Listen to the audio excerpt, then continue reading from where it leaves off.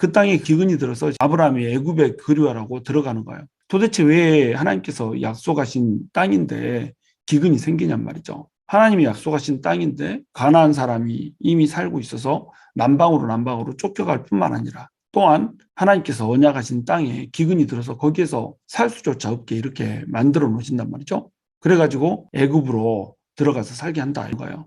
약속의 땅에 어떻게 기근이 들 수 있는가? 이것이 우리에게 주어지는 첫 번째 질문이라는 겁니다. 많은 사람들이 아브라함이 믿음이 없었다. 그 땅에서 살았어야 됐다라고 생각하는데 사실은 그 말은 타당하지 않아요. 왜 그러냐면 그 땅에 기근이 심하였음이라라고 얘기하면서 하나님께서 기근이 심하게 들어서 어쩔 수 없이 아브라함이 애굽으로 갈 수밖에 없었다라고 하는 것을 강조하고 있어요. 기근이 들었고 그래서 아브라함이 애굽에 갔는데 그 땅에 심하게 기근이 들었기 때문에 갈 수밖에 없었다라고 하는 이 사실을 지금 성경 기자는 해주고 있는 겁니다. 그러니까 이 기근이 심하게 들게 함으로써 애굽으로 들어가게 한 것은 누구라는 거예요? 바로 하나님이라는 거죠. 문제는 애굽에 거류하려고 그리로 내려갔다라고 하는 것에 있는 겁니다.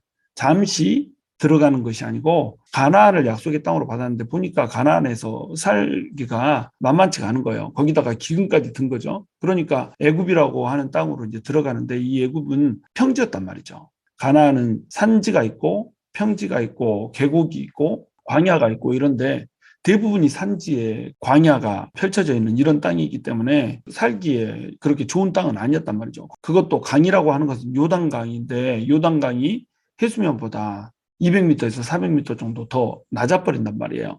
그러니까 물을 어떻게 끌어다 쓸 수도 없고 베델은 우물이 많아서 그 우물물에 의지해서 살 수 있긴 하지만 베델은 이미 가나안 족속들이 차지해서 살고 있기 때문에 거기 가서 살 수도 없고 우물이 좋다는 것은 다 가나안 사람들이 차지해서 살고 있는 거예요. 그래서 정말로 팍팍한 겁니다. 그런데 애굽이라고 하는 곳을 가봤더니 애굽은 나일강 유역에 아주 기름진 땅을 소유한 이런 땅이란 말이죠. 메소포타미아 문명도 그렇고 애굽이라고 하는 문명도 그렇고 인류의 4대 문명 중에 하나잖아요. 이 4대 문명 중에 하나였던 이유가 뭔가요?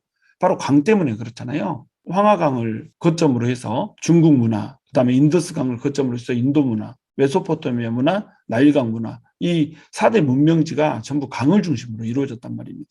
그런데 가나안 땅에는 강이 없는 거예요. 애굽에 들어가 봤더니 강이 있는 겁니다. 그리고 평지란 말이에요. 산지가 아니고 광야도 아니고 평지가 쫙 펼쳐져 있고 그곳에 비옥한 땅들이 펼쳐져 있으니 이곳이 얼마나 살기가 좋겠어요? 그래서 이제 애굽에 거류하기 위해서 이곳으로 내려갔다는 거죠. 약속의 땅은 가나안인데 가나안 땅을 버리고 이곳으로 가서 거류하겠다는 마음을 품었던 것 이것이 이제 불신앙이 되는 겁니다. 기근이 심하여서 애굽으로 잠시 들어가겠다라고 하는 것은 불신앙이 아니죠. 그런데 이곳에서 아예 살겠다라고 생각하는 것 이것이 이제 불신앙이 된다라고 하는 거죠. 그러나 애굽으로 들어가게 하신 것 역시 하나님이라는 거죠. 애굽으로 하나님께서는 왜 들어가게 하시는 걸까요?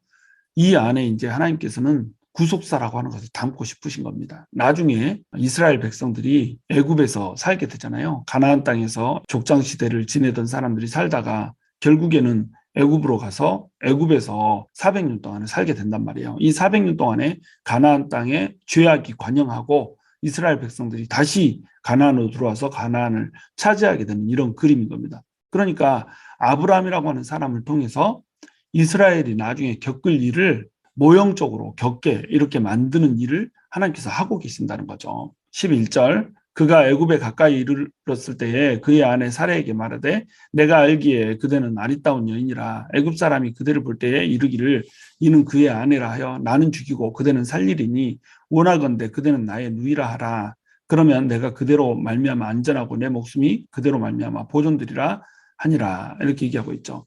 애굽에 가까이 다가가다 보니까 이제 겁이 나기 시작하는 거예요. 자기가 보기에 아내 사례가 굉장히 이쁜 거예요.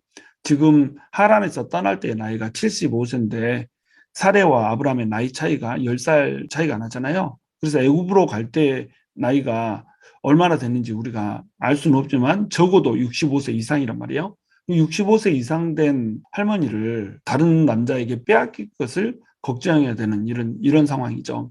이 상황에 대해서 많은 사람들이 의아해해요. 지금 현재 나이보다 더 많이 살았다고 하는 것을 감안해도 50대 정도 됐다라고 생각할 수 있을 텐데 그걸 그렇게 아름답다고 할 수 있을 것인가? 근데 이때 이제 미의 기준이 다른 거죠. 지금처럼 이렇게 젊고 탱탱하고 뭐 이렇게 날씬하고 이런 것이 미의 기준이 아니라 원숙한 어떤 여인의 또 귀부인적인 어떤 여인의 자태 이런 것들이 더욱더 미의 아마 기준이 됐을 거예요. 그러니까 이제 아내 사례가 굉장히 아름다운 여자였고 어떤 남자라도 사례를 보기에 아내로 맞이하고 싶을 정도의 그 정도의 미모를 가지고 있었다. 우리가 이제 이렇게 볼 수 있는 겁니다. 그러다 보니까 이제 아브라함이 겁이 덜컥 난 거예요. 사람들이 자기는 죽이고 아내만 취해갈 것이다. 이런 이제 걱정을 하게 된 것이죠.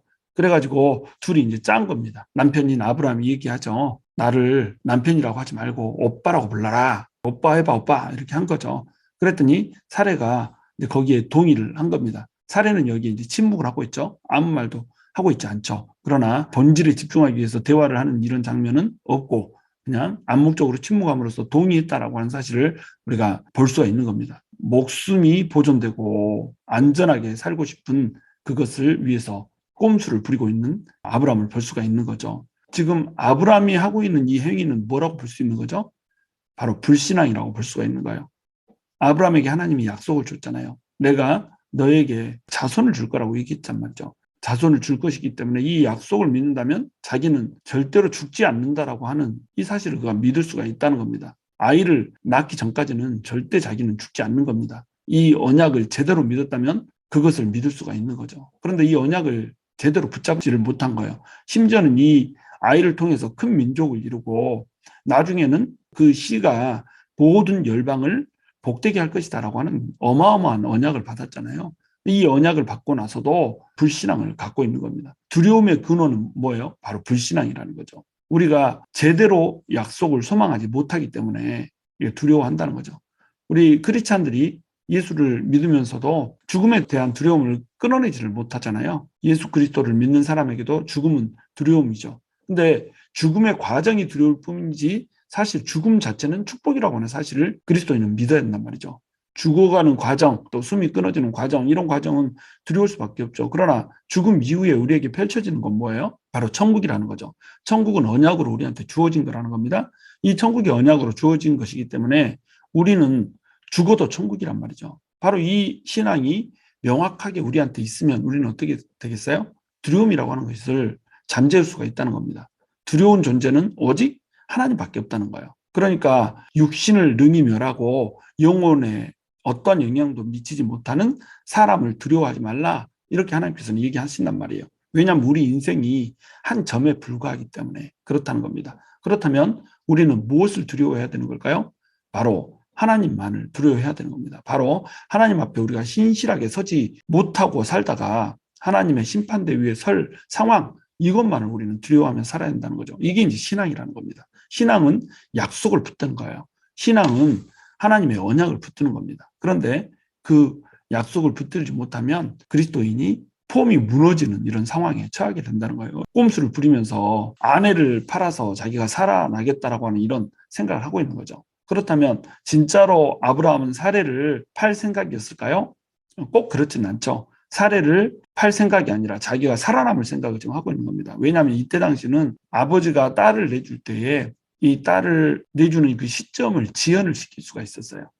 내가 주겠다 해놓고 계속 안 주고 이런 조건을 충족하라 저런 조건을 충족하라 이렇게 하면서 시간을 끌 수가 있다는 겁니다. 마치 야곱이 삼촌 라반에게 가서 라헬을 자기 아내로 맞이하려고 할 때 삼촌이 7년을 속이잖아요. 그리고 레아를 맞이하게 한 다음에 14년 후에 이 아내를 취하게 하는 이런 상황극을 만들어낸단 말이죠. 이러한 상황들이 그때는 통용되는 이런 시점이었기 때문에 지금 아브라함은 아내 사례를 다른 사람의 아내로 줄 때에 자기가 오라버니니까 아버지 대신 아내로 주기를 지연시킬 수 있다라고 하는 판단을 했던 거예요. 이렇게 하면은 너도 살고 나도 살지 않겠느냐 이런 동의를 하게 된 거죠.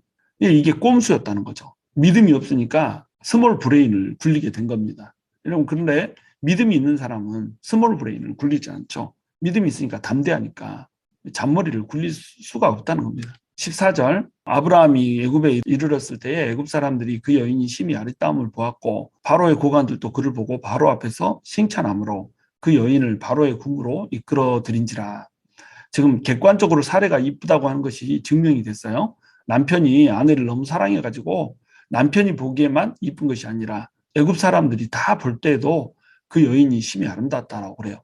그리고 심지어는 바로의 고관들이 보기에도 아름다워서 바로 앞에 칭찬을 했다고 그러죠. 바로의 고관들이면 이쁜 여인들을 얼마나 많이 보고 살았겠어요? 근데 바로도 사례를 보고 반하게 되는 이런 상황이 펼쳐지게 되는 겁니다. 바로의 궁전 안으로 사례를 데리고 들어가 버리는 이런 상황이 된 겁니다. 장꾀를 부리다가 큰 코를 다치게 되죠. 장꾀 부리면 큰 코 다치는 겁니다. 믿음의 사람은 장꾀 부리는 게 아니에요. 믿음이 온전치 못할 때에 꼼수가 나오는 거죠. 믿음의 사람은 항상 정면 돌파를 하는 겁니다. 물론 지혜를 발동해야 될 상황들이 많죠. 지혜를 발동하는 것이 잔머리하고는 다른 거예요. 지금 이것은 옳지 않은 방식으로 접근을 하고 있는 겁니다. 왜냐하면 나는 반드시 산다라고 하는 이 분명한 신앙 가운데서 서 있지 못하다고 하는 거예요. 일어나지 않은 일에 대해서 걱정을 하고 그것에 대해서 믿음으로 대응하는 것이 아니라 꼼수로 대응을 하고 있다는 겁니다. 이 꼼수가 나비 효과를 불러일으키고 있죠. 당신이 나를 오빠라고 해 이렇게 했는데 오빠라고 했더니 바로의 궁으로 끌려가게 될지는 누가 알았겠어요. 바로가 이 아내로 맞이하겠다 이렇게 하면 그 나라의 왕인데 오라버니가 지연을 시키겠다 뭐 이런 것은 꿈도 꾸지를 못하는 거죠. 한 번 내 동생이라고 얘기를 해놨기 때문에 또 안 줄 수도 없고 이거 완전히 진퇴양난에 빠진 겁니다. 자기 스스로 헤쳐나갈 수 있는 상황이 안 돼버린 거예요. 항상 이 장꾀라고 하는 것은 이렇거든요. 하나님 앞에 불신앙으로 서서 우리가 장꾀를 부리면 그 불신앙의 결과를 반드시 찾을 수밖에 없는 상황이 벌어지게 된다고 하는 겁니다. 16절 이에 바로가 그로 말미암아 아브라함을 후대함으로 아브라함이 양과 소와 노비와 암수 나귀와 낙타를 얻었더라. 여호와께서 아브라함의 아내 사레의 일로 바로와 그 집에 큰 재앙을 내리신지라.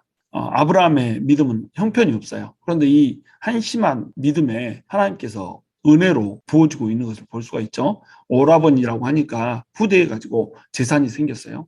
양도 주고 소도 주고 노비도 주고 암수 나귀와 낙타를 다 줘서 사돈 엄청난 재물을 내가 줄 테니까 동생을 주시오 이렇게 해가지고 동생을 데려가고 있는 이런 모습을 우리가 볼 수가 있는 겁니다. 아브라함은 양과 소와 노비와 암수 나귀와 낙타를 얻고 아내 사례를 팔아버린 거예요. 자기 언약의 후사를 낳아줄 그 몸을 빼앗겨 버린 겁니다. 그런데 하나님께서 이것을 그냥 내버려 두지 않으시죠. 바로뿐만 아니라 그 전체 집에 재앙을 내리신 거예요. 이 재앙이 무엇인지를 우리는 알 수 없죠. 그러나 이 집에 엄청난 재앙을 내리셔서 이 재앙이 바로 하나님으로부터 왔다고 하는 것, 살해의 일로 인해서 왔다라고 하는 것, 이것을 하나님께서 명확히 보여주고 계시는 거죠. 그래서 아내 사레가 남편 아브라함의 품에 다시 돌아올 수밖에 없게 되는 이 상황을 만들어 주는 겁니다. 이 일화를 통해서 하나님께서 말씀해 주시고자 하는 것은 뭐예요? 아브라함은 자신을 지킬 힘도 없고 또 아내를 지킬 힘도 없고 언약을 성취할 힘도 없다는 거예요. 오직 하나님의 은혜와 권능만이 언약을 성취한다는 겁니다. 하나님께서는 언약을 주셨어요. 내가 너로 인해서 씨를 이루고 그 씨로 말미암아서 민족을 이루고 너를 창대하게 할 것이다. 그리고 모든 만민들이 복을 받게 할 것이다. 어마어마한 언약이잖아요. 근데 이 언약에 아브라함은 숟가락 하나도 얹을 수가 없다는 겁니다. 이 언약을 아브라함이 성취하기 위해서 자기 힘으로 스스로 자기를 지켜낼 힘도 없다는 거예요. 자기 아내를 지켜낼 힘도 없다는 겁니다. 그저 아내를 뺏어가면 빼앗기고 자기를 혹시라도 죽이겠다고 하면 죽어야 되고 이런 상황인 거예요. 이런 상황 가운데서 하나님께서 어떻게 하신다는 거예요? 은혜로 그리고 하나님의 그 권능으로 아브라함을 지킨다는 거예요. 아브라함이 아무것도 잘한 것이 없이 잔머리나 굴리고 불신앙을 가졌음에도 불구하고 하나님께서 아브라함을 책망하지 않으시잖아요. 그냥 은혜를 베풀어서 큰 재산을 갖게 만들어버리고 또 아내도 돌아오게 이렇게 만들어버리잖아요. 이 일을 하기 위해서 하나님께서 어떻게 하세요? 큰 재앙을 내려요. 재앙은 아무나 내리나요? 내가 너 싫어 이러니까 재앙 내릴 거야 이런다고 인간이 재앙을 내릴 수가 있나요? 그렇지 않죠. 하나님이 권능의 하나님이시기 때문에 재앙을 내리시는 겁니다. 그렇다면 하나님을 뭘 가지고 계세요? 하나님께서는 우리를 향한 사랑과 그 사랑을 성취할 수 있는 권능을 한꺼번에 가지고 계신 분이시고 그분이 바로 아브라함에게 은혜를 베풀고 계시다는 거예요. 우리가 하나님을 믿는다라고 하는 것은 하나님이 능력이 있으시다고 하는 것을 믿는 것이 아니라 그 능력을 우리를 위해서 쓰신다라고 하는 것을 믿는다는 겁니다. 그러니까 성경에서는 지금 하나님을 여호와라고 부르고 있는 거예요. 17절 여호와께서 아브라함의 아내 이렇게 부른다고 그랬죠. 엘로힘이라고 부르지 않고 여호와라고 부르는 이유가 여기에 있는 거예요. 엘로힘은 아브라함과 관계없이 힘이 강한 권능의 하나님이죠. 그런데 여호와 하면은 뭐예요? 그 권능의 하나님이 나의 하나님이 되어주는 그 하나님이라는 겁니다. 우리가 믿음이 형편없고 불신앙 가운데 살고 있고 자기의 아내마저도 팔아먹을 정도로 이러한 한심한 믿음을 가지고 있을 때조차라도 하나님께서는 그 사랑과 권능으로 은혜로 우리를 보호하고 지키는 그러한 분이라고 하는 것.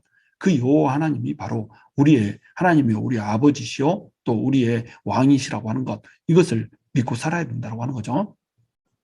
18절 바로가 아브라함을 불러서 이르되 내가 어찌하여 나에게 이렇게 행하였느냐 내가 어찌하여 그를 내 아내라고 내게 말하지 아니하였느냐 내가 어찌 그를 누이라 내가 그를 데려다가 아내를 삼게 하였느냐 내 아내가 여기 있으니 이제 데려가라고 이렇게 얘기하고 있죠. 지금 아브라함을 꾸지람하고 있어요. 세상 왕에게 약속의 사람이 책망을 받고 있습니다. 내가 어찌하여 나에게 이렇게 행하였느냐 이것은 선악과를 따먹은 아담을 책망하는 그 하나님의 음성과 비슷해요. 네가 어찌하여 숨었느냐 이렇게 하나님이 책망하잖아요. 또 아벨을 죽인 가인을 책망할 때도 이렇게 얘기하잖아요. 네가 어찌하여 이렇게 행하였느냐 이 말은 선악과를 따먹은 아담에게 주는 하나님의 음성이었고 아벨을 죽인 가인을 책망하는 하나님의 음성이었단 말이죠. 그 하나님의 음성처럼 지금 세상 왕이 약속의 사람을 책망하고 있는 겁니다. 아브라함의 도덕을 책망하고 있는 바로를 우리가 볼 수가 있는 거예요. 세상 왕이 언약의 사람을 도덕으로 책망을 하고 있습니다. 그러니까 지금 바로는 도덕적으로 어때요? 아브라함보다 탁월하단 말이에요. 아브라함은 자기 아내인데 자기 아내라고 하는 얘기를 하지 않았잖아요. 그런데 바로는 아내인지를 모르고 취했다는 겁니다. 그랬다가 아내라고 하는 건 사실이 발견되니까 아내였으면 아내였다고 얘기해야지 어떻게 남편이라는 놈이 그럴 수 있어 라고 얘기를 하고 있는 거예요. 내 아내가 여기 있으니 이제 데려가라 이렇게 얘기하고 있죠. 세상 왕의 책망 앞에서 지금 아브라함이 침묵하고 있는 거예요. 우리가 이럴 때가 얼마나 많냔 말이에요. 세상이 교회를 지탄할 때 교회가 마땅히 딱히 할 말이 없어서 침묵해야 되는 이런 상황 가운데 있어야 될 때가 얼마나 많습니까? 세상 사람들도 하지 않는 짓을 성도들이 하고 나서 세상이 책망할 때에 그 손가락질 앞에서 우리가 그거 뭐 틀린 말도 아닙니다. 이런 자세로 아무 말 하지 못한 채 그냥 침묵해야 되는 이런 상황들이 얼마나 많냔 말이에요. 그래서 이 아브라함의 모습은 정확히 세상보다 못한 하나님의 백성의 모습을 그림으로 그대로 보여주고 있다라고 하는 겁니다.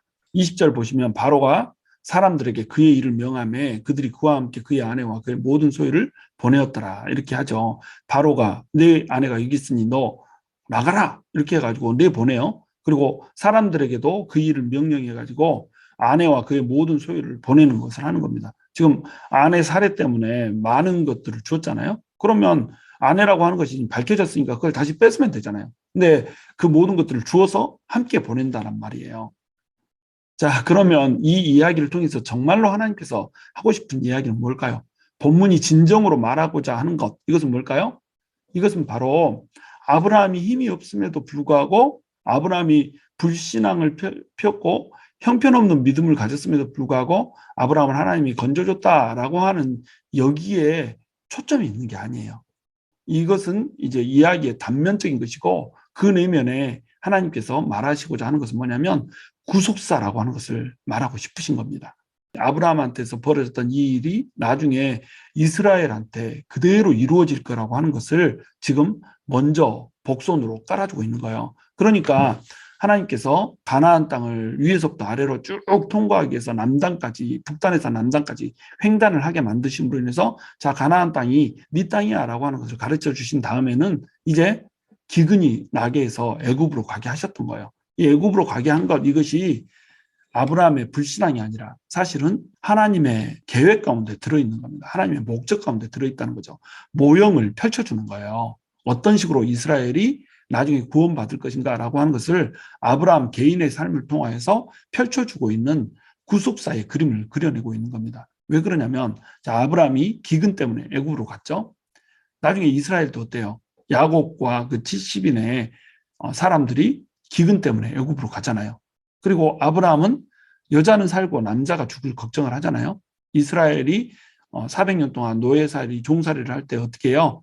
여자아이가 태어나면 여자아이는 괜찮지만 남자아이가 태어나면 남자아이는 죽이라고 하는 명령을 바로가 내리잖아요. 여자가 살고 남자가 죽을 것을 걱정해야 되는 상황인 겁니다. 이것도 똑같죠.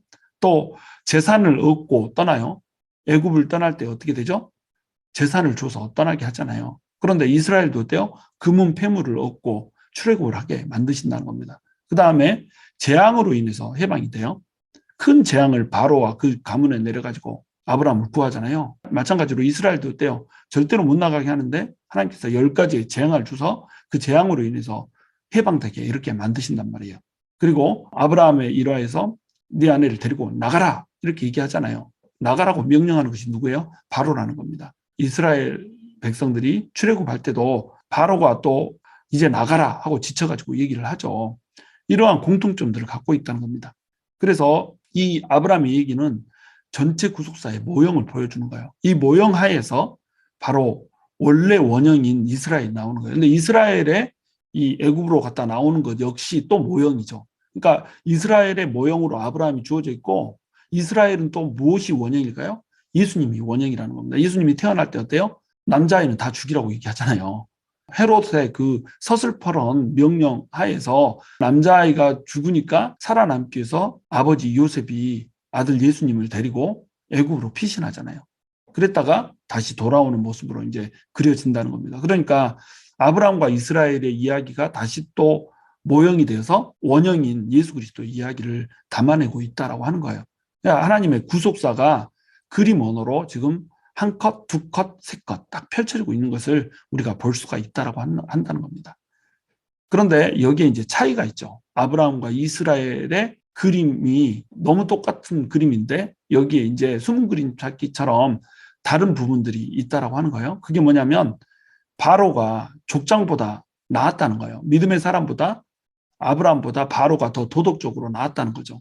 그리고 이스라엘이 출애굽할 때는 바로가 내보내지 않기 위해서 완강하게 맞서는 이런 모습을 볼 수가 있는 거죠. 재앙이 임하는데도 10가지 재앙이 임할 때까지 장자의 재앙, 마지막 재앙이 임할 때까지 절대 안 놔주잖아요. 이게 이제 차이죠.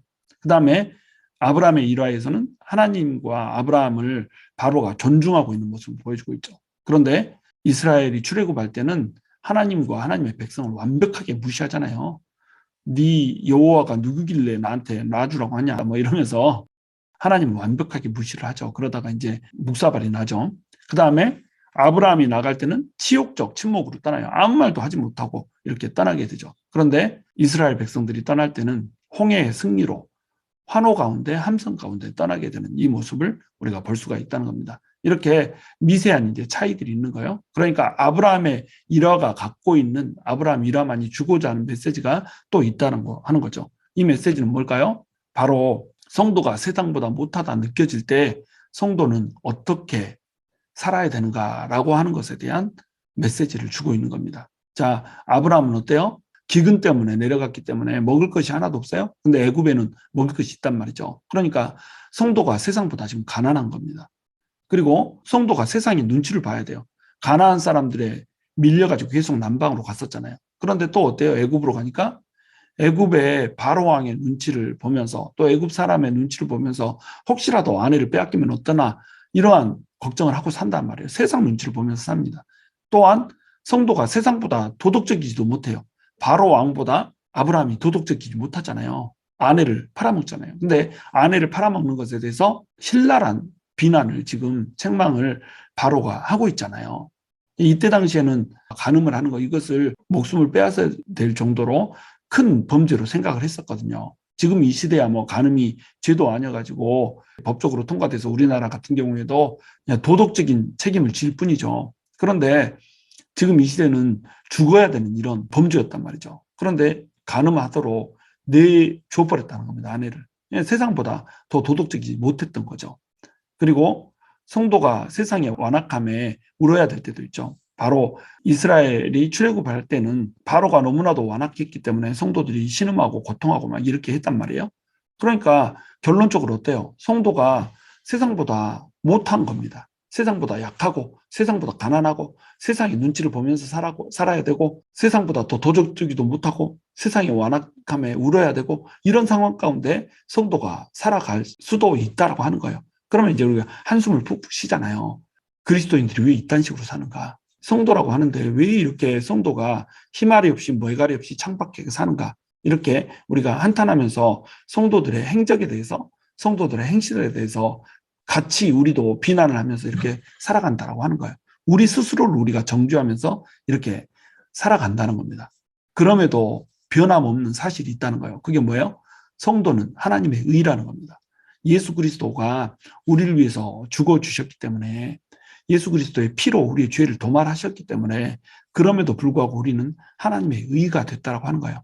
아브라함이 바로보다 못함에도 불구하고 재력에 있어서나 도덕적인 윤리적인 측면에 있어서나 권력에 있어서나 바로보다 더 못하다 할지라도 바로는 하나님의 언약의 백성이 아니죠. 그런데 아브라함은 뭐예요? 하나님의 언약 가운데 있는 언약 백성이라고 하는 겁니다.